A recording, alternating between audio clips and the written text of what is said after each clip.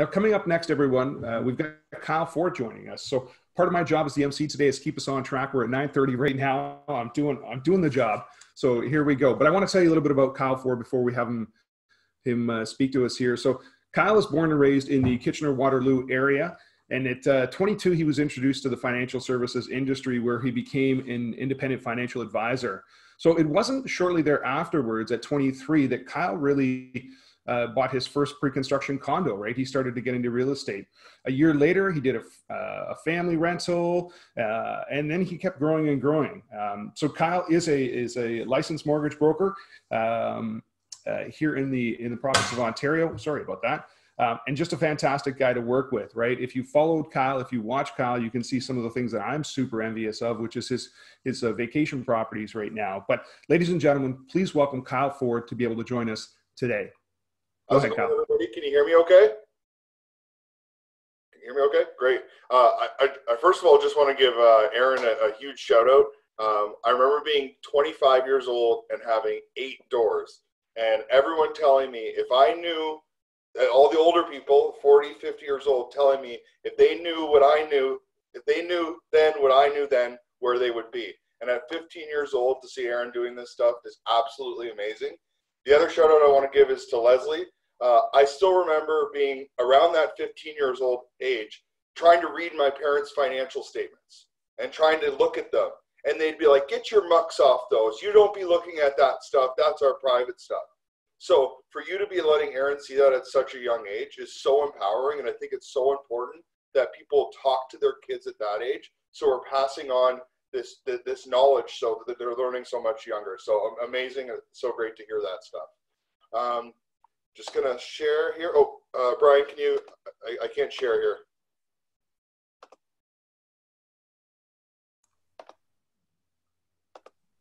Give us 1 second there, Kyle, and we'll get that queued up for you. No problem.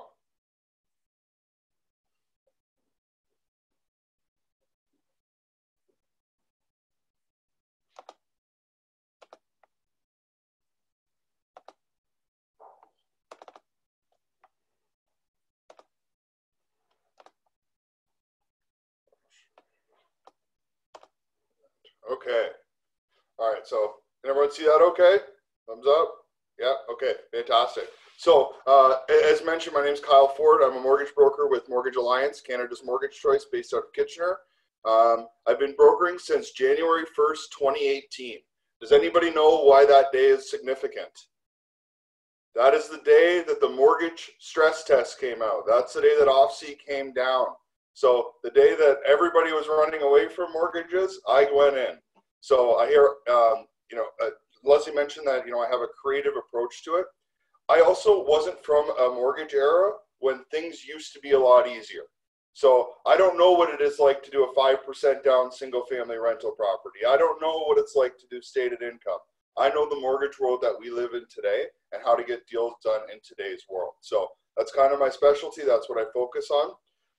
So we're here today to talk about commercial financing. So we're going to start a little bit about why commercial financing, why are people looking to go commercial, how to get started, who the commercial lenders are, and what are commercial properties.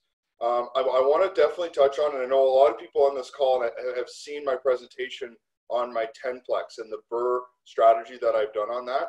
I'm going to dive into some of that and about how it works with today's conventional financing. A lot of people who have seen that presentation also knew that I wasn't done. As of yesterday, my bridge financing has paid out, and I'm now going down the CMHC route. So I'm going to talk about some of the mistakes and pitfalls that I made throughout the process and how I can help you guys not make those same mistakes. I want to talk a lot about CMHC financing versus conventional financing. Almost every call I'm getting is, I want to do CMHC. Well, for anyone who's trying to do CMHC financing, it could be in the 6 to 8 month range to get these CMHC deals approved.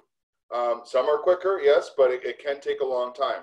So if you're trying to close a property with CMHC, you might run into some challenges. What are some other options? There's still some great options with conventional bank financing, credit unions, monolines, mixed, private, lots of other opportunities to get into deals and then maybe restructure the management or the expenses, increase the rent, and then go back to CMHC later.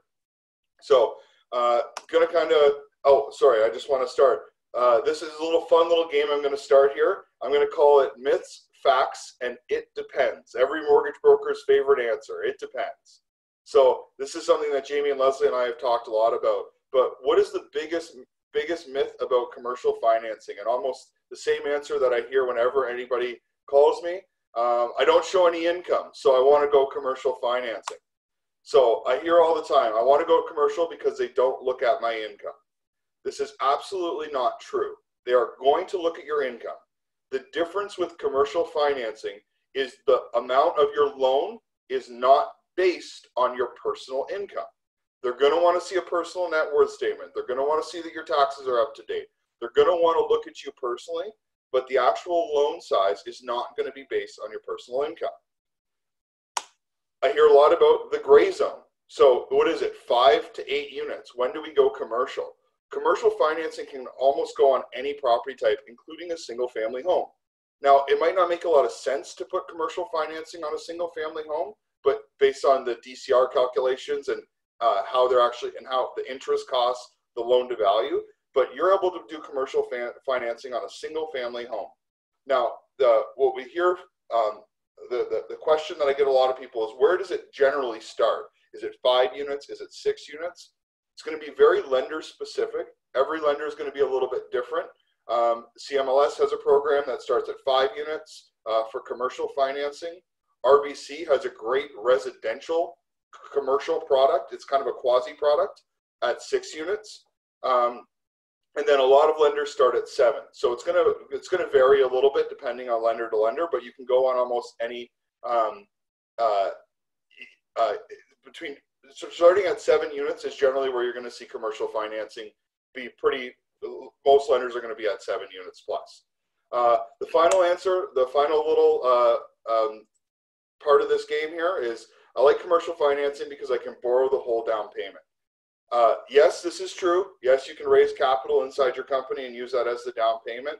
Depending on the lender, if you're looking to close a deal with an A-rate lender and you have $500,000 showing up in your account the day before closing, that can create some problems for some lenders. So you are able to borrow the whole down payment. You can do things like a vendor take-back mortgage, but it may affect some of the lenders that you have options to. So just wanted to start with a little bit of fun there. I hope I added some value and cleared some of the myths around the personal income thing. Next, we talk why commercial financing. Why are people looking to level up to commercial financing? Jamie and Leslie touched on this in terms of scaling. It provides the greatest opportunity to scale. If we're trying to qualify for financing based on our net line 150, we're always going to be limited to our personal income. And the challenge there is, if we want to claim more personal income, we got to pay more taxes. So and a lot of lenders have caps on number of properties for residential financing. As we get into commercial financing, you have the greatest opportunity to scale. It can be essentially limitless financing if you're set up properly and buying good properties and you have the down payment and the funding to continue to go. So the greatest opportunity to scale. More variety of financing solutions. So if you're looking to buy a single family home and you went to the big green bank and said, hey, I talked to the seller and they're actually going to lend me back 10% of the down payment as the VTB. Are you guys okay with that? On a single family home, it's probably not going to happen with most A-rate lenders. They're probably not going to be comfortable with that situation. In commercial financing, it's much more common, much more prevalent, and as long as the deal debt services, a lot of commercial lenders will look at that. Next is landlord to business owner to investor. And this is my personal experience going through commercial financing. When I started as an investor myself, I was dealing with single family homes predominantly. I had a pre-construction condo and 2 other single family homes. I loved that at the time. We had great families in the units. It was low maintenance, not a lot of, no tenant conflict to deal with. But in terms of financing, we were very limited, and the cash flow was also very limited. Then I moved up to triplexes because I discovered a little bit more cash flow with multifamily. So I really enjoyed those triplexes because of the additional cash flow. But what I found in the triplexes is in order to really make these profitable, I still had to be involved. I had to be the business owner. I had to, maybe help some of the construction crews, do some property management. If there was a vacancy, I was filling it myself because the margin was a little bit tight. Once I moved into the 10-plex and the larger buildings, what I discovered was these buildings produce enough income that I can really step back and be the investor in the project and delegate and hire out different services to manage that property for me. Asset protection, corporate structure, and I use the word encourage. I would love it if we were in a room and I could ask everyone to put their hands up here, but how many people have spent a lot of money on a corporate structure that they were encouraged to use, to set up, and then went to buy their first duplex and the mortgage broker said, no, sorry, that's not going to work. We're not going to be able to use that. I'm sure there's some nods and some hands being put up here. When it comes to commercial financing, having that corporate structure, the holdco, opco, using a family trust, having that sophisticated structure that not only provides great tax savings, but as well as asset protection, being able to really shelter your personal name and create those layers between you and the liability. Not only is it allowed, it's encouraged when it comes to commercial financing. Lenders, when they see that, it shows the level of sophistication in their borrowers, and they're going to be more likely to fund. No, I shouldn't say more likely to fund, but they're going to have no issue funding based on that type of structure. I use the word bigger risk with an asterisk. Some people, because of the dollar amounts, maybe feel that it's a little bit bigger risk going commercial. I personally don't feel that way, but that's why the asterisk is in there. And bigger reward, more dollars in, so you're a bit larger cash flow. The principal pay down, the mortgage recapture that you're getting on a monthly basis when you have a big mortgage payment is substantially bigger. So you're really building your equity over time. I know a lot of investors on this call like to use a 3% appreciation rate as a conservative annual value increase of their asset. 3% of 3 million versus 3% of 300,000. We're growing our equity long term. So next, what I want to talk about a little bit here is the before. I get a lot of calls from people saying, I want to go commercial. What do I need to do? If you want to go commercial, you're telling this is a business-to-business relationship. So you're going commercial. You want to present yourself in the best light to the lenders. You want to show that you're a professional business. And I'll be a little bit facetious here, but if you're a professional business, do you think it's appropriate to send pictures from a cell phone for your documents? Probably not. You should have a scanner, printer, fax. And I know that seems super minor, but that's the type of stuff that's going to present you in the best light when you're going to your lenders. So before you even go looking for a property, I want to get you set up like a business. So I didn't put this down here, but a business plan would be a great starting point for this. Running a business. Hey, we're looking to buy underperforming properties. We're looking to buy properties that need work, that we can add value in to help revitalize the community and provide housing long term. So we'll start with income confirmation. Make sure you get your personal taxes up to date. They want to look at it. If you're running a business and you're self-employed already and you're attracted to commercial financing because you show a lower income, make sure you're still showing some income. A lender's going to want to see that you can keep the lights on and food on the table, and the cash flow from this property isn't the only thing that you're going to be using to support yourself. This is a big one, a net worth statement. I'll say this from a coaching perspective as much as from a mortgage broker perspective. I'm looking at my net worth at least every month. I'm constantly analyzing my net worth statement, seeing where things are, seeing what I can improve. So not only is that good from a coaching perspective, it's also really important from presenting yourself to the lender. If you're going to a mortgage broker and asking about commercial financing, that we can go so many different directions. There's so many different rabbit holes that we can go down. And seeing that net worth statement right up front is going to allow us to best advise you and help you in what direction you're going to go. A resume. So with commercial financing, most lenders are wanting to, if you're going to buy a 6-plex, or let's use a 12-plex as an example, they're going to want to see that you have some property management experience. If not, it's not that they won't do the deal. They may mandate that you hire a professional property management company. If your experience is less limited, put a cover letter and say, hey, I'm newer. I've only been investing for 2 years. I have a couple duplexes, but I've been in HR for 15 years. And I have a degree in HR, and I've ran a team of people in HR. I specialize in conflict resolution and different strengths that you have from your other businesses. So creating that resume and down payment confirmation. Talk to your broker, talk to your lender upfront about where your down payment is coming from. If you're raising capital to do the deal, talk to us about that. It's going to affect how we might structure this deal. If the money's coming from a HELOC, if it's coming from a future refi, don't wait to refi the property until you have a property. Get that refi done right away so you have the cash in hand ready to go. Corporate, we have articles of incorporation, we have borrowing bylaws, financial statements. If you're going to incorporate, get this stuff done up front, have your documents in order, have them reviewed by your accountant and your lawyer, all up front so you have everything ready to go when you have a deal going live.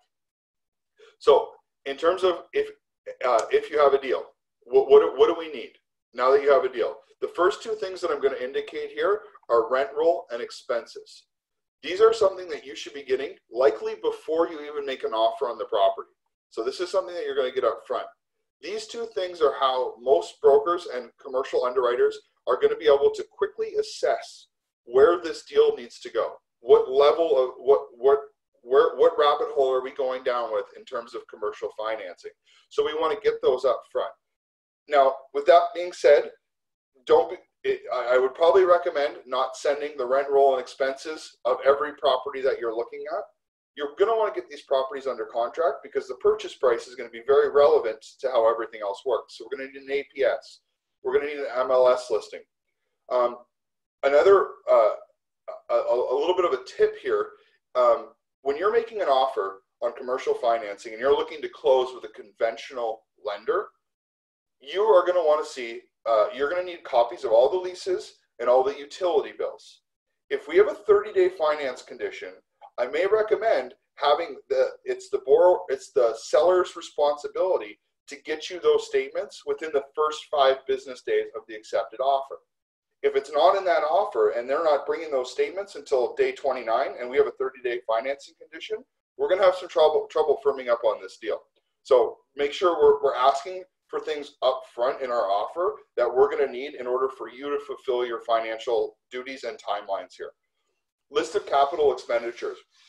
A lot of people are looking to do the BRRRR strategy on big buildings and looking to do renovations to the property to increase the value quickly. I've seen a bit of some people looking to kind of hide these things. At the end of the day, as we go down the due diligence process of commercial financing, it's highly unlikely that the lender's not going to find out. And the last thing we want to do is set a false expectation of what the financing needs to look like. If this is a building that requires major capital expenditures, it's okay. That likely means you're getting an undervalue, and we have the ability to increase the value dramatically in order to get you, increase the value dramatically so you're able to get that big lift. Yes, it means you might pay a little bit more for the financing up front on the property to deal with a lender that's okay with these expenditures, but long term, it's going to put you in the best position for qualifying for more financing. Photos of the property, interior and exterior. Always take pictures when you're there so you have this for your own file and reference. I like this as well because when it comes to commercial financing, and I mean this with the utmost respect, and I know there's some of the, for anybody who knows the KPI performance index, I'm talking to the high Ds out there, the very analytical folks. Sometimes when we're at our property and we're doing the due diligence, we got to stop looking at our spreadsheet and start looking at the deal. Going back to the 10plex that I purchased, that property, if you looked at any spreadsheet or numbers, which I'm going to show you a little bit later here, that deal did not work. It was a dog. The only thing that mattered on that deal was the cost per unit was $130,000, and I know that I can get it appraised for $250,000, and it only costs $70,000 to do each unit. So I knew that the lift was there, and I didn't need a complex spreadsheet. It was about being at the property, having my eyes open, seeing what was really there, that I was able to identify that property. Appraisal on the property. Almost all lenders are going to require an appraisal up front on the property. All lenders are going to require an appraisal. If you're doing a BRRRR type strategy, you're going to likely need a future value appraisal as well. Environmental phase 1, If you require an environmental phase 2, things can get very expensive. Really, you're going to want to lean on your power team in that scenario, specifically your lawyer, your realtors, and really seeing if it's worth going down that road of that additional capital. I want to touch on a couple things here. This has been a hot topic. The insurance world is changing and changing dramatically. Don't let, when you're running your numbers, don't let the insurance that the person is currently paying be the be all and end all for your numbers. You need to get multiple quotes, and you need to know what your insurance is going to be, because it's going to change. Another thing is the service contracts. As professional investors, as we're scaling in commercial, it's probably not appropriate to have a tenant cutting your, a tenant doing your snow removal in terms of a liability, asset protection, and really scaling as an investor. So they might be showing a $2,000 a month snow removal bill, but to have a professional company handle that is going to be a lot, will likely be more expensive, and you want to make sure you have your numbers accounted for appropriately. So this is, now that we have a deal, this is the next slide I'm going to show you is where, in my experience, some people who have been looking to make that step into commercial have actually, this has scared them off a little bit. And we're going to talk about commercial costs. And what I did is I broke that down into two different sections. I have my due diligence costs and closing costs. And the reason why I did that, and because this was an eye-opener for me, the very first sixplex I ever offered on, I went into the sixplex and I paid a home inspector. It was $200 per door. So it was $1,200 for the home inspection. I needed an engineering report on the building. I think that cost me $1,500. And I had ordered the appraisal. So the appraisal at that point, I believe he was only charging me $1,500. But I was almost into this for $5,000. And I got the building inspection report back, and I was not doing this deal after that. So luckily for me in that scenario, I was able to get out of the appraisal, but I was into this deal for $2,700. And in the grand scheme of our projects, that might not seem like a lot of money. But at that time, it was a lot of money for me. I was still a little bit younger, newer in my journey. And I spent $2,700 on a deal I didn't do. And when you look at these numbers here, you could go much farther down your due diligence costs. You could be $10,000 into a deal that you don't do. Now, we'll let our accountants talk to us a little bit later about this, but I know I was able to use that as a deduction against future earnings. So I'll leave that for Pranasant to address. But yet you may be $10,000 into a deal that you don't do. It's the cost of doing a business. We got to remember to keep our investor hat on this, not stay out of that consumer mindset. At the end of the day, it's the cost of doing business. Those $10,000 expenses are expenses that along the way to getting to that $1 million deal, getting to that deal that's going to have a major profit for you. Some other costs associated here, broker fees are in the 1% to 2% depending on the deal. The lender fees can start at $1,000 flat rate, go all the way up to about 1% of the costs. Lawyers generally going to charge a little bit more than closing a residential transaction. As I mentioned, I was finishing up the bridge financing on my 10plex yesterday. The stack of paper was like this. So about quadruple what I'm used to doing on a residential transaction. So the lawyers tend to charge a little bit more. Land transfer tax is obviously more at a higher ticket price. There's some property tax holdbacks, as well as adjustments with the vendor. These things can add up, and just make sure you're staying on top of that, communicating with your lawyer well in advance of closing to make sure that you know exactly what those costs are going to be, so there's no concerns on closing. Okay? So just to kind of highlight a little bit of the process here, you're going to get the property under contract, you're going to documentation to the broker, rent roll and 12 months expenses, we're going to get right away. This is going to really help you identify what you're looking at in terms of the deal before you get too much invested into your due diligence expenses. We're going to submit to the, once we have that information, we can submit to the lender, start shopping it around. We're going to choose a lender. This is the next step where catches a lot of people off guard. Can often be a standby fee included, so a cost that you have to put down in order for the lender to actually do the underwriting on the deal. In some cases, in a lot of cases, that is refundable if there's a reason for exit. That makes sense. In some cases, it's not. So be aware of that. Talk to your broker, talk to your lender about that up front. So as we get into the due diligence section of this, That's where we're going to be doing our environmental phase 1. These things can take time. So minimum 30-day conditional financing if you're looking to close conventional, personal document audit, financial document audit, and building report audit. So they're really going to be going through this with a fine-tooth comb. You're not likely going to get anything by a lender. So this goes back to, we need to be upfront and honest about what our project is. Is this a BRRRR building? Is this a turnkey building? In terms of the financial document audit, this has been a real learning experience for me in the last 6 months. If anyone's heard of the 5 C's of credit, it's how you're underwritten residentially. Our joke in our office that we make, and Anna's on this call here, so she knows about it. There's the 6th C right now, which is COVID, and COVID affects all of our financing right now. So since COVID, what we found is a much more thorough audit of financials.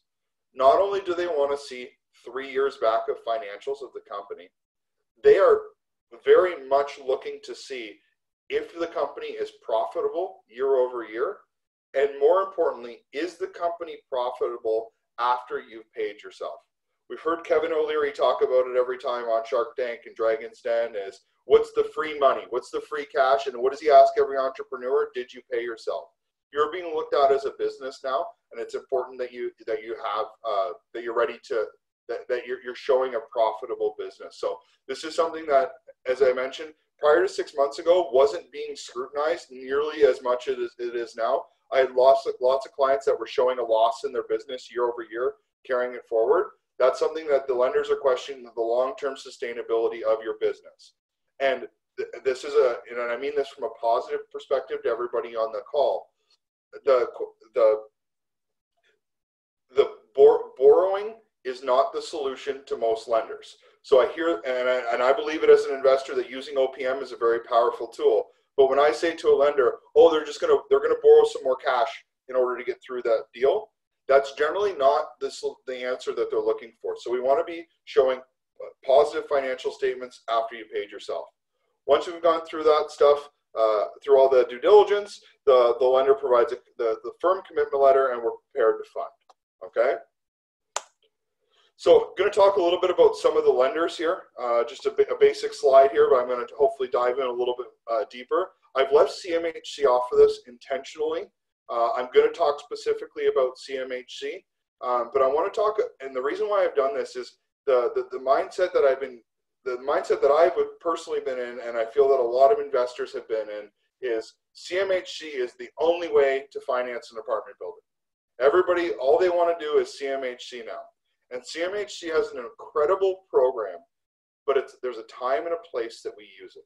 And we need to be tactical in how we go about using CMHC. For example, any of the professional investors that I know that are doing a lot of apartment buildings are not closing the purchase with CMHC. And it's simply because they're negotiating better deals that require a quicker closing. And it's not saying that you can't do it. And if you're able to get a deal that we have the timeline to do CMHC on closing, I think it's a great strategy.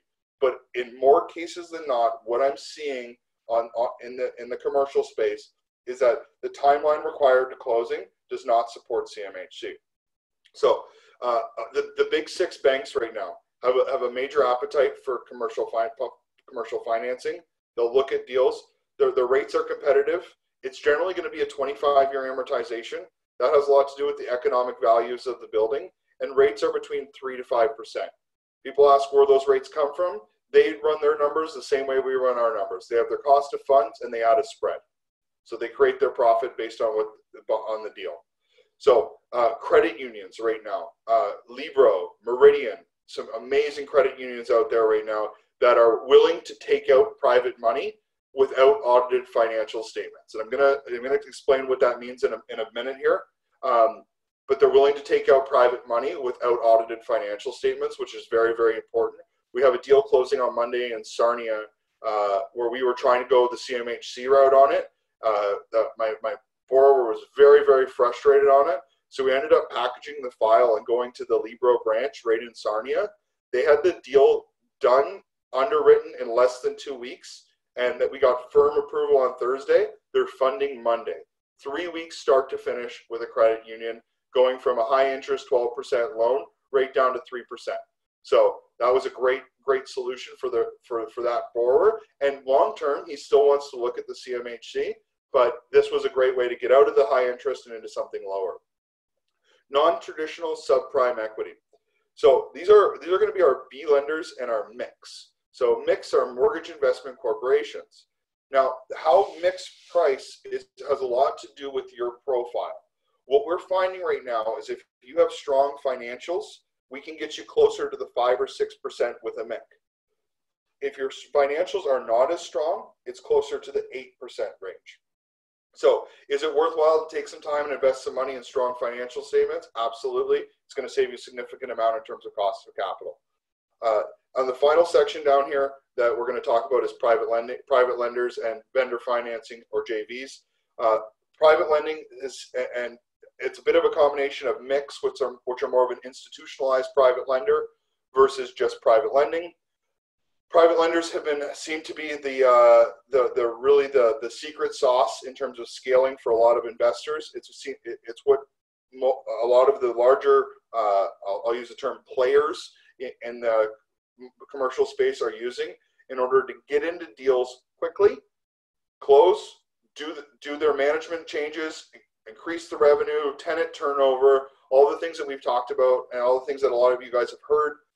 We close with private, we repackage the file, and then we're going to go back up the chain to the highest and best lender. Like I said, I'm going to touch on my 10-plex a little bit here. There was some of the pitfalls that I made resulted with me needing to go with a middle of the road lender. So my bridge financing had to go from 12 to 8 in order for me to finally get into the CMHC products. And I'm going to explain what I did wrong there and how I can help you guys in going forward to do better. So I want to touch on this a little bit as well. When Jamie and Leslie and I chatted before, we want to talk really about all levels of commercial space here. A lot of the people that I recognize on this call here are at the conference today. I know a lot of you guys are looking at multifamily, but we want to touch on some other elements of commercial financing as well. As I mentioned, you could do a single family home, but by and large, these are the type of commercial financing that we're looking at. Retail, malls, strip malls, storefront, big box development. There could be some amazing opportunity coming down the pipeline with with everything that's happened with COVID. There's changes happening in retail. Now, with that being said, one thing that happens with commercial financing in some of these elements is they're underwriting the tenants as much as they're underwriting you. So they want to see who the tenants are. What's the tenant's financial situation? Are they up to date on their rent? Can they put covenants on the tenants?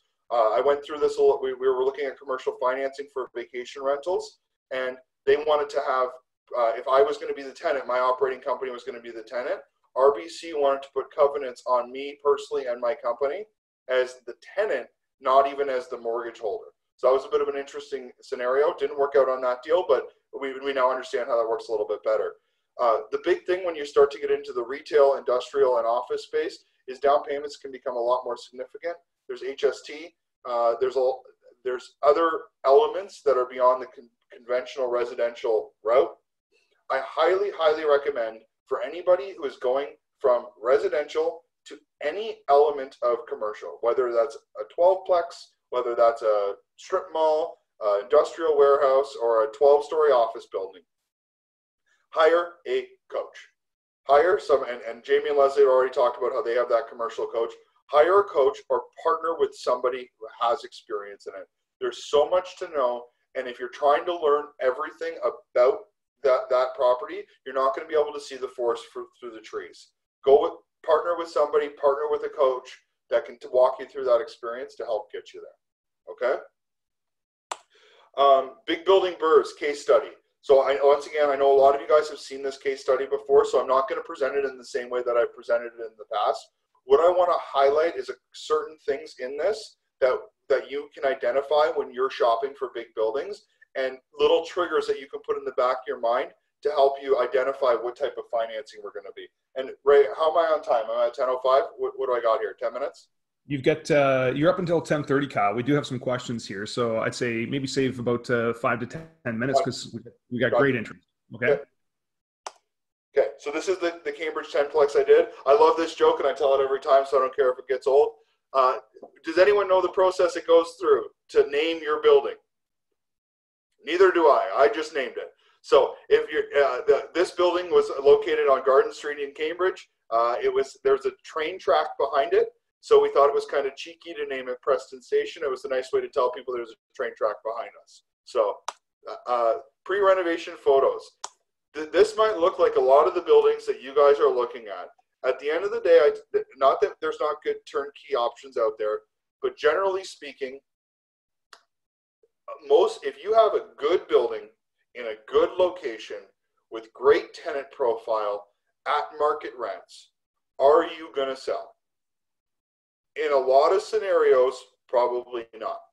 So the buildings that we're going to acquire are generally going to be a little bit not as desirable. Now, this specific building came with a lovely parking gymnasium out front, lots of storage around the outside of the building, very modern, updated, carpet-free units. I hope everyone can sense my level of sarcasm here. So all in all, though, this was a clean building. It was pretty, I shouldn't say it was a clean building. It was in pretty rough shape, but the opportunity was there. The units didn't need major behind the walls work, but there was a major project all in all. So this is where I want to touch on. These were the numbers that I got from the seller in this scenario. And now this seller might as well have written these numbers on a napkin because it was an absolute joke how these numbers looked. Now, in this scenario, I want to talk to you about a couple things. First of all, this seller had zero vacancy for many, many years. So he said his building had zero vacancy. CBRE posts vacancy rates, or CMHC, pardon me, posts the vacancy rates. You got to be including a vacancy budget in all of your projects. Regardless of how much the seller tells you there's no vacancy in a waiting list, you must have it. It was also a self-managed property, so there was no cost to management.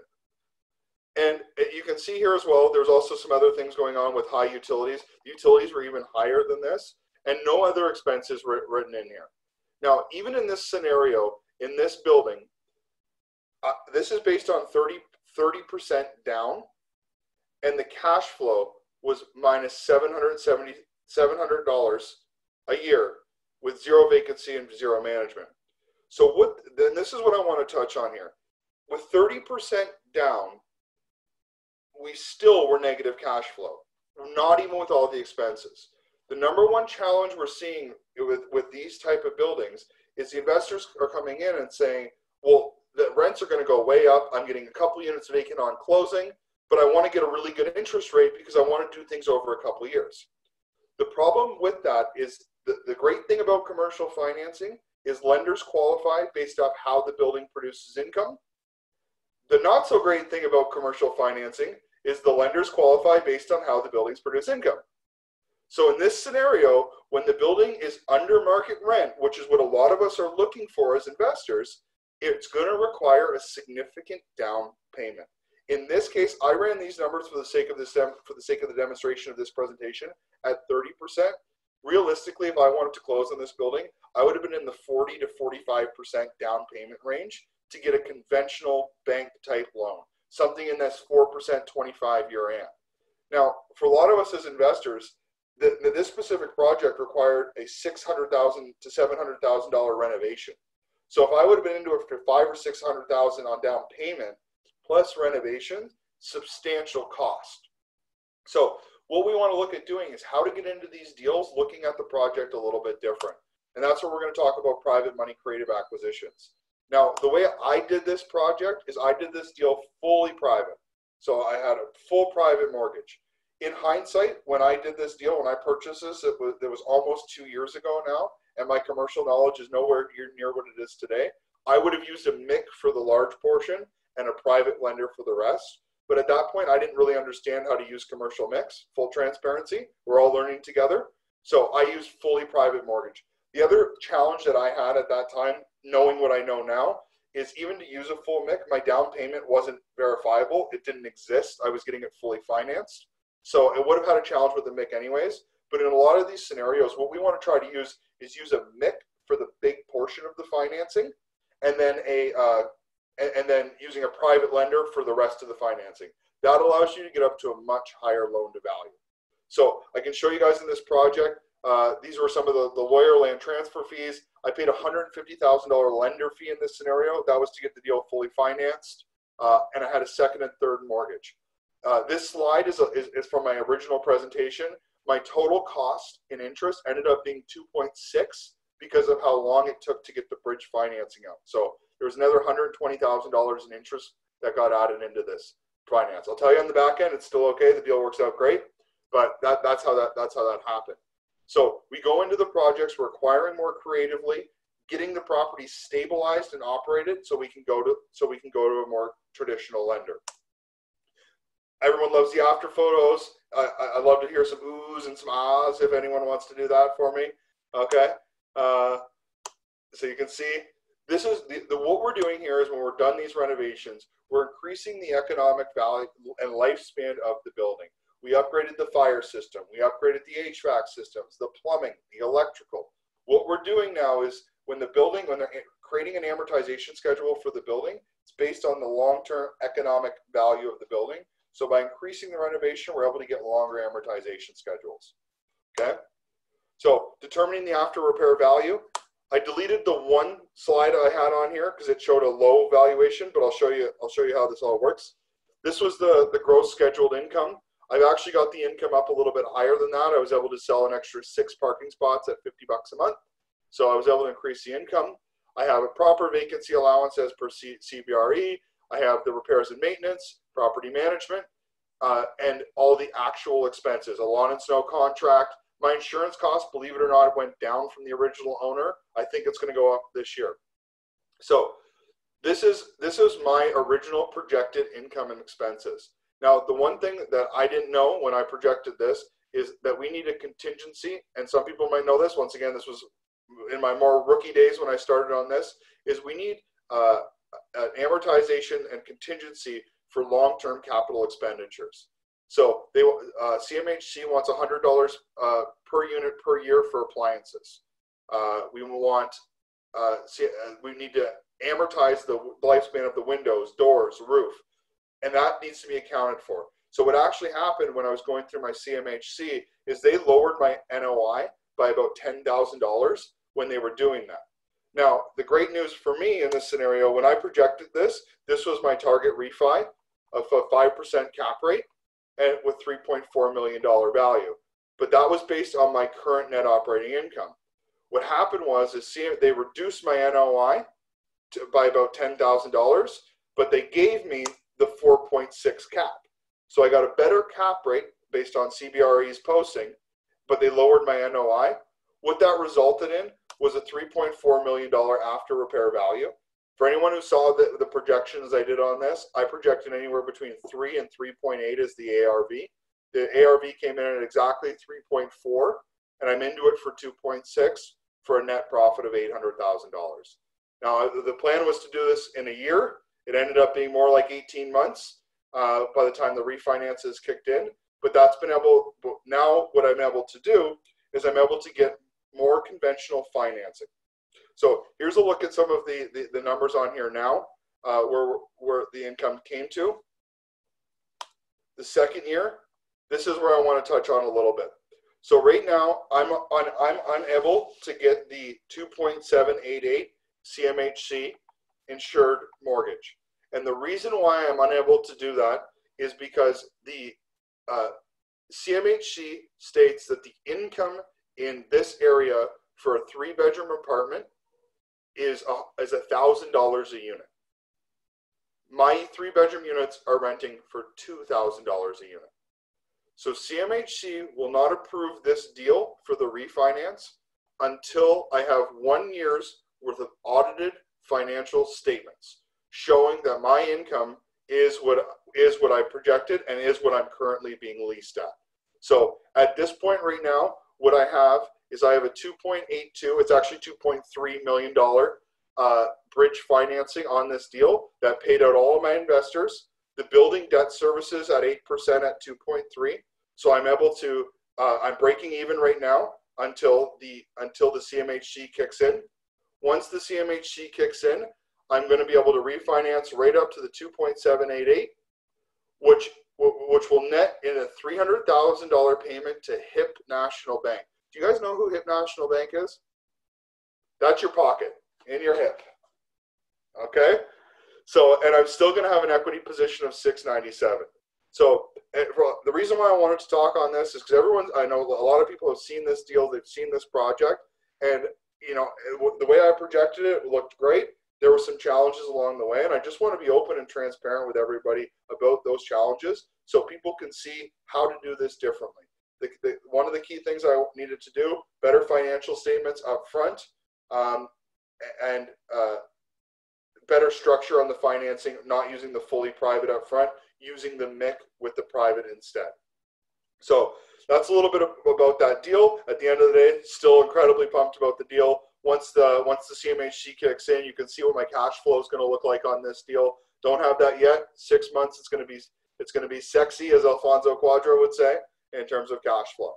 So just want to share a little bit more about that deal. When to go CMHC versus conventional. I'm going to pull up a little bit, we got 10 minutes here. I'm going to pull up some details on the CMHC versus conventional.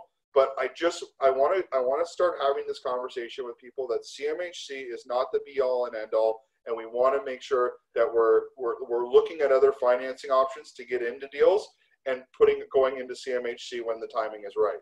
So let's talk a little CMHC. Just a simple pros, best rates. We have interest rates as low as 1.6 right now, 10-year fixed rate. Longest amortization, you have the ability to amortize loans up to 40 years, and the highest loan to value, you can go up to 85%. 85% LTV, 40-year AM, 1.6. Yes, you guys heard me right. Now, what's the catch, Kyle? Everyone wants to know. The cons to this is underwriting time. We can be looking at 10, 12, 3, 4, 5, 6 months. So 10 to 12 weeks, 3, 4, 5, 6 months. It can take a long time. Strict underwriting. They have their guidelines. They're not willing to budge on a lot of them. And there's a CMHC premium involved, which a lot of people don't talk about. Significant. I believe it can be up to 4.75%, depending on how many features you select. So it does get capped into the mortgage, which is fantastic, but it is a conversation point. So I just want to take a quick minute here. Can you guys still see here? Can you guys still see that? Ray, we good? Okay. So here are some of the here's just some of the guidelines and what they're going to be looking for. So we have our actual cost for taxes, insurance, and energy. We have our maintenance and repair of $600 per unit, salary of $125 per unit, and management of 3% EGI. That's effective gross income. So you'll see that CMHC's guideline changes a little bit as we get into unit size. So 5 or 6 units, it has $600 per unit maintenance and repair. If we go to 7+ unit for wood and bricks, it's $800 to $900 per unit per repair. Once again, my initial projection was we're done at $750, so I was $50 light on my maintenance costs. So that was one of the minor adjustments that took my NOI down a little bit. And the final is concrete structures. So if it's a concrete building, looking between $850 and $1,000 per unit, with some other expenses in there as well. So the other thing I wanted to show you guys here, and I think this is amazing, and I know Jamie and Leslie wanted me to talk about this.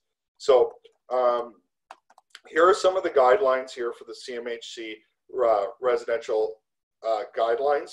So you are allowed to use a second and a pari passu mortgage, which is the ability to add a secondary financing on there. As mentioned, you can go up to 85% of the purchase price. Where loans are required, 75% authorization will be advanced.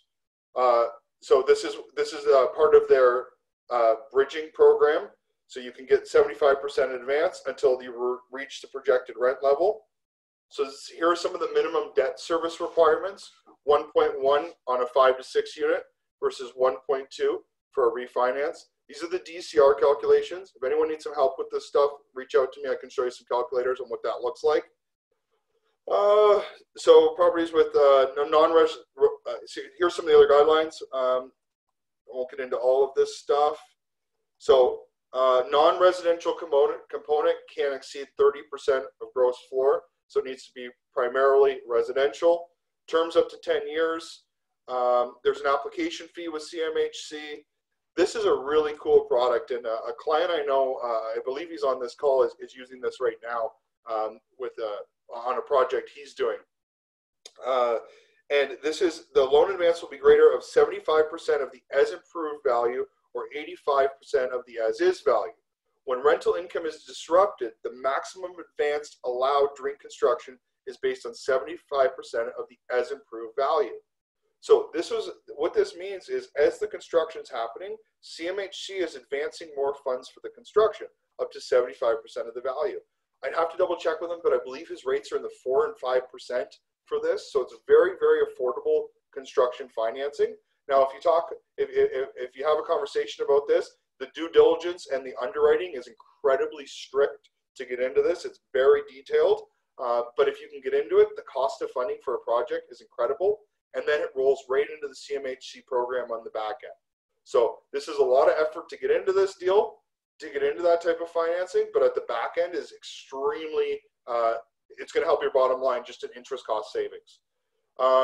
And up to 100% of the cost of construction financing, provided that the blended value does not exceed 85% of the property as determined by CMHC. Very important part of that. Personal guarantees vary from 40 to 100%. We can talk about that specifically. This is a big one, going back to why I was asking for that personal net worth statement up front. The borrower's net worth at least 25% of the loan amount. So this is going back to, no, they're not qualifying the income based on, sorry, they're not qualifying the loan based on your income. They are, however, making sure that this is not, if you have a net worth of $100,000 and you're trying to get a $10 million CMHC loan, it's too far off. So they want to make sure that this is within your wheelhouse, and 5 years property management experience required. So I thought this was a bit of a, I tried to import this into the slide. It didn't look good. It was a little bit much. So just wanted to touch base there. So just pulling back here.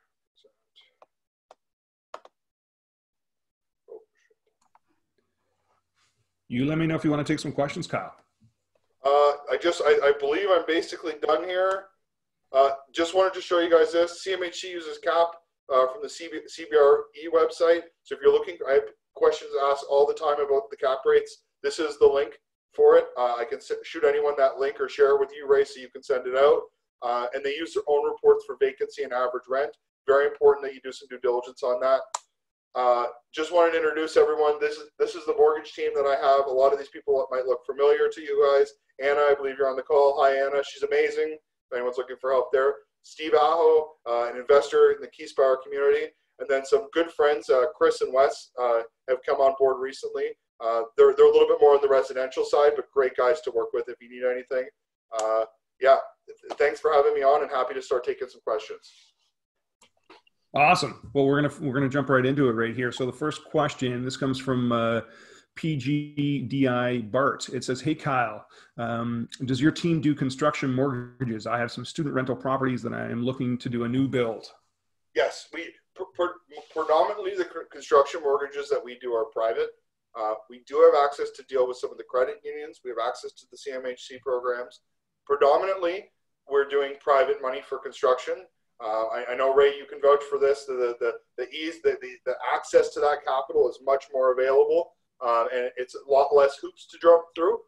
We can look at a more institutionalized construction mortgage, but we're predominantly using private money to do construction. Fantastic. Thanks for that answer there, Kyle. And for PGDI Bart there, contact information is up on screen so you can get a hold of Kyle and his team. Frank Sellen is asking, Frank, great to see you this morning. He's saying, dealing direct with RBC, did a 6-plex in July 20 and closed yesterday. Congratulations, Frank, on the 11-plex. Buying through incorporations, but how far will the RBC go for the 6-plex plus properties? When do I need a great mortgage like yourself or your team? It sounds like you need them right now, Frank. That's my answer. Go ahead, Kyle. So I'll be full transparency here. RBC is not on the broker channel. So they do not predominantly work with mortgage brokers. their sixplex product is by, I think, hands down one of the best in the industry. It's residential rates, but they have this commercial lens that they look through when they're qualifying. So you do need some decent personal income to hold it, but they have a commercial approach to underwriting it. So I can't speak a lot to their 11plex, 6+ underwriting guidelines. I'd be happy to jump on a call with you and have a look at that. I want to talk, and I think I'm going to answer some other questions regarding to what Jamie and Leslie mentioned about working with multiple brokers. Yes, we know about each other. It's all, everybody knows about everybody. It's no secrets. But one thing that I very much appreciate from Jamie and Leslie is they don't have us working on the same deal. And when we are working on the same deal, we're working on different things. So for instance, there's a project that they're doing right now. Butler handled the first mortgage on it, the first mortgage. We handled everything else, the private, the reno, all that other stuff. So should you be working with multiple brokers? If you're relatively small, probably not. When you start to get into the multiple commercial deals happening at the same time, it might be time to consider working with multiple brokers. You should probably not be taking the same deal to every broker and asking them what the best thing they can do is. Value the long-term relationship of that broker's time. We will be the first one to tell you if we can't do a deal, if it's not in our wheelhouse, if our capacity is an issue at that time, where we have a lot of stuff going on and you're on a really tight deadline, we'll be the first ones to say, hey, why don't you have that taken care of with another broker right now? Or we can refer you to one. When it comes to commercial financing, we've aligned ourselves with one of the top commercial, Mortgage Alliance Commercial. Our corporate entity is one of the top in the company, and we have access to them. So there are times when you're going to bring a commercial deal to me, and I'm going to say, hey, listen, I'm going to have Marion take care of it, or I'm going to have Lori Ann take care of it. Some of the people that aren't even on this screen, they're commercial specialists that have the capacity to meet your deadlines. As an investor myself, I have my own business. I have my residential business. I have my team. There are times where you have a tight deadline and it's not in your best interest to have me personally handle your file, so I'll refer that. But to answer the question about should you have multiple brokers working on one deal, have multiple brokers, but until they've proven otherwise, trust that broker to handle the deal that you've put in front of them. That's a fantastic answer there, Kyle. And thanks very much, because that was seated up a little bit further on. So I'm glad that we addressed that. So we've got a few more here. Sylvie and Andre, so nice to have you on here this morning, guys. So I believe they're based out of Quebec. The question is property tax holdbacks, question marks, can you expand? And I think you touched upon that earlier, Kyle, in your presentation. Yeah, so the property tax hold, if they have, if the property taxes have been prepaid, there could be a holdback on those taxes on closing. If I'm going to be, once again, full transparency, Sylvia, I haven't had to deal with that a lot. It hasn't been a scenario that has happened. It's just something that you'll be talking to your lawyer about on closing if there's anything there. Awesome. Great. Sylvia, let me know if we answered that one. If we need to do a follow-up, we can definitely do it. We're going to take a couple of minutes into the break here because Kyle has got lots of questions that are coming up here. Sorry, Sylvia's from Ottawa, Ashley. Fantastic. Okay, so Frank is back with another question right here. He says, how much is the standby fee, and is it tied to the percentage of the property? It fully ranges. To give you a perspective, on my $2 million bridge financing, it was 10 grand. So that's not even, I think that's a half a point on 2 million. It ranges. I would say less than half a point is probably standard. It's not necessarily a massive, it's not like 1%. The full lender fee may be 1%, but the standby fee is generally smaller, but they are asking you to put a little bit of, just like the seller's asking you to put a little cash up, the lender's asking you to put a little bit of cash up. That's great. That's great, Kyle. So it's 10:29 right now. We're going to take a few more minutes, folks, and we'll just adjust our timing on the lunch break. So we're going to keep on rolling right here. Doug Scott is asking a question. Doug, great to see you or have you on this morning. He's saying, Kyle, do lenders understand that taking capital cost allowance can make the difference between a profit or a loss for the business? Can you still be cash flow positive while having a taxable loss? Yes, they do. Yes, they do understand that. In the context that I was giving is more having to do with interest loss. So borrowing more money and have those interest costs being the loss. That was more the context that I was giving in that scenario. It's all about having clean, clear financials that are indicating that, and you being able to understand your financials. So I've had this happen to me in a handful of cases where I've asked for financials and I've asked the investor, we have a loss here. Can you explain this to me? And they say, I don't have a freaking clue. I paid my accountant to do it. I don't really understand what these financials say. If you can clearly indicate that this was a strategy that you've used, that you're using the capital cost allowance to reduce your taxable income, I think that's absolutely something that most commercial lenders would have no issue. And once again, speak to your sophistication as an investor. But if you can't articulate what your financial statements are saying and why they're saying that, that's where the challenge is going to lie. If you can't articulate it to me, I'm going to have a very hard time articulating it to our underwriter. Great. Joe Laurier is asking a question here, and this was addressed earlier in your presentation, Kyle. He's saying, how do you hire a coach and where do you find them? How do they know that they are the right fit for you?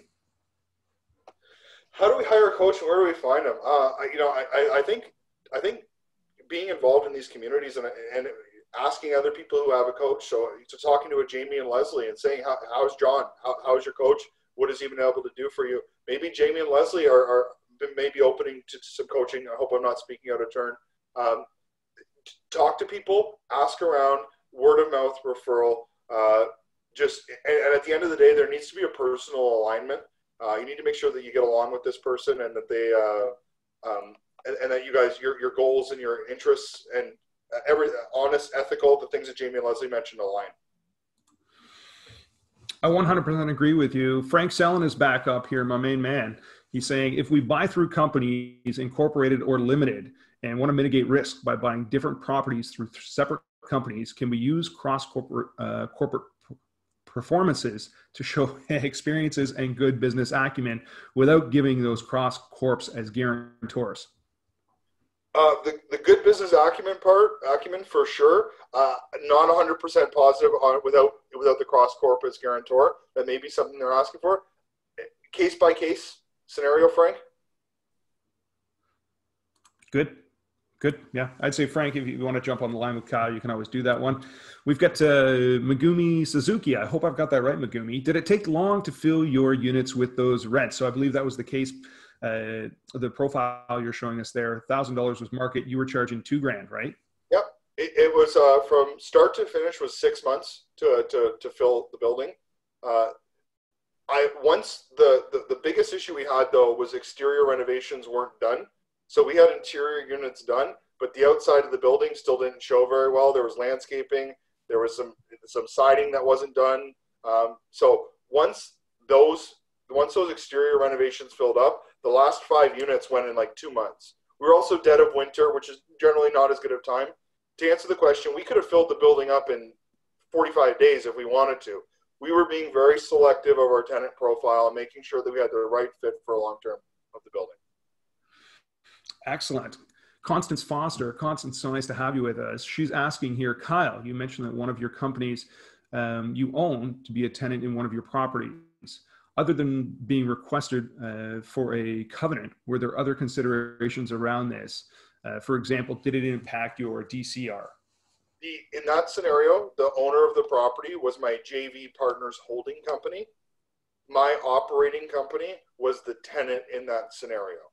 So I wasn't actually the borrower in question for the mortgage. I was the tenant in question for that mortgage. And sorry, what was the other part of that question? I missed it. It was asking if it impacted the DCR. Not that I'm aware of, no. No. Okay. All right. Good stuff then. I think we got that one. Let us know if we got that answer correct there. So Bonnie's asking a question here that I also was wondering. It's what does MIC stand for? Mortgage Investment Corporation. Excellent. I think everyone's writing that one down with great interest. Tony and Lori are asking here, will copies of the slides be available? Sure. Yeah, I have no issue with that. Yeah. Awesome. These are the speed rounders right here. We're doing great. It says Harry right here. Harry's asking the question, what if you make an acquisition with a brand new corporation? I'm not sure what the question is there, Harry. I maybe make an assumption because I was, kind of harping on the financial statement thing. If you're making it's okay if you're doing it in a new corporation, but that's going to be based on the current building's rent roll. If this is going to be a turnkey transaction, that's okay because the current building rent roll has the long-term history. The challenge you're going to be having is if you're trying to increase the rents dramatically quickly and then have the building reappraise. If the new rents are market rents that are easily identified, then you're not going to have a challenge. But if you're doing something like I did at the Cambridge Templex, my rents were so far above everything else in the area that there was nothing to compare it to. So I needed the audited financial statements in order to get the financing. Fantastic. So we've got a couple more questions here, and then we'll go to break. My ask is, when do we get the neural link just to be able to connect with your brain there, Kyle, so we can just be in like real time speed? Kelly Wagner, Kelly, so great to have you here with us. She's asking, would you go to a regular appraiser to do the ARV appraisal on a commercial BRRRR? That's first of it. And do you just need to provide what renos and budgets and quotes, materials and finishing plans, ARV rents? So I'm going to answer a different question first and then answer that one. Whenever you're doing any appraisal right now, any residential appraisal, anything, I want you to, when you pick up the phone to book the appraiser, take 2 minutes and talk to the appraiser and see how they are doing. Talk to them about what's going on in their life and if they think the world is ending due to COVID. If they think the world is ending due to COVID, say you're not available for the appraiser and find a new one. Especially when we're talking future value. I had the appraiser on this one, and when he did my final appraisal, I didn't really realize this, but he is terrified of COVID. And I felt that like it affected his valuation a little bit at the time because he was making all of these assumptions that the world was ending. And he did the appraisal in March, and in the last 6 months, the real estate market has done great. So talk to your appraiser first. I would, and to answer your question, Kelly, I would absolutely make sure they are commercial. Oh, shoot, it disappeared on me. I would absolutely make sure they have experience with commercial, and the more details, the better. Talk about how much you're spending. Talk about how much your where your ARVs or rent is coming from. Support it as much as possible. The other thing that I'll tell a lot of investors too is a lot of the people on this call, are people I very much respect, and our costs of renovation are generally a lot less than the standard renovation costs because of the volume we are doing. So, and make sure if you're GCing the project, when you give the renovation quote, make sure that you're including your time in the quote. So some appraisers are thinking that when we say we're doing a unit for $30,000, that it's going to be a, kind of a hack job. But we can do a pretty amazing renovation for $30,000 that the general public would probably pay $50,000 to $60,000 for. So don't discount yourself and the value that you're adding to the renovation costs, and make sure that your time is accounted for in what you're telling the appraiser the renovation cost is, because you should be paying yourself. That's such a key point right there. I was going to say the appraiser guy must know the alarm guy, because he wouldn't even come into my building. He was so scared of COVID. Roseanne is asking a question here. Roseanne is saying, great to have you here with us. When submitting an offer on a commercial multifamily, what is the minimum amount of time needed to get a letter of intent for the financing on a BRRRR? On a BRRRR, if we're talking a straight BRRRR, we're going to be aggressive on it. We're probably going to be going with more of a MIC type lender. I always ask for 30 days on anything commercial. Realistically, 15 business days is probably reasonable. Could we do it in 10? Yep, it's possible. If you're understanding that we are likely going with a private type MIC, a MIC is really an institutionalized private lender. So that type of lender, we can turn those around pretty quickly.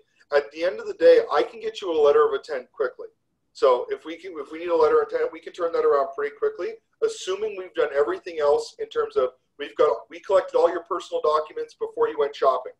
We have your corporate docs. We have all your other stuff that we asked you to do before you went shopping. Assuming we have all of that done, we can turn this around pretty quickly if we're using a MIC type lender. If you were looking to close conventionally with a bank, CMHC probably longer, but let's say a bank type lender, we need 30 days conditional financing and 90 days to close.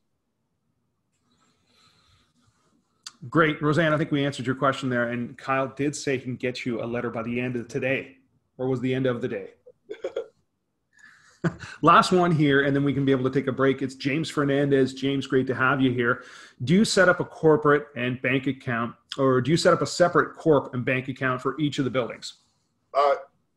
For yes and no. So I have a couple smaller buildings that are in the same corporation. My threshold is around $2.5 to $3 million per corp. So if the value of the building is over 2.5 million, it's going to have its own corp. If I have two sixplexes that are around 1.2, I'd probably put them in the same corp, but I would have separate accounts within that corporation for each building. Our accountants are going to thank us for that. Kyle, this has been a great session, and thank you everyone for the questions. We're going to take a bit of a break here, folks, and just for our scheduling, we did have our commercial team, the 4M group, coming on at 10:45. We're going to bump them to the 11 o'clock time slot, and we're going to take a little bit of that time on a lunch. So everyone, take a little bit of a break right now. We're sitting at 10:41, so we've got about 20 minutes. You can refresh, stretch the legs, get yourself a fresh cup of coffee or a water or whatever it might be. I'm distilling and absorbing some of the information that Kyle has given us. So that was a fantastic hour plus, Kyle. Thank you so much. And thank you for everyone for your participation and the questions. They're really picking up. Take a few minutes break there, folks, and we will be back at 11 o'clock. Thank you. Thanks, guys.